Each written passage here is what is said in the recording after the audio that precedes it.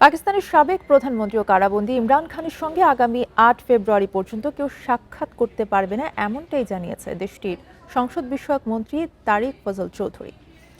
সোমবার গণমাধ্যম জিও নিউজের এক অনুষ্ঠানে যোগ দিয়ে এক প্রশ্নের জবাবে মন্ত্রী কথা বলেন। আদালতের নির্দেশ থাকা সত্ত্বেও কারাগারে সাক্ষাৎ বন্ধ থাকায় ইমরানের পরিবার ও তার দল তার শারীরিক অবস্থা এবং কারাবন্দী পরিবেশ নিয়ে গভীর উদ্বেগ প্রকাশ করলেও মন্ত্রী তারিকের দাবি, কারাগার কোনো রাজনৈতিক দলের সদর দপ্তর নয়।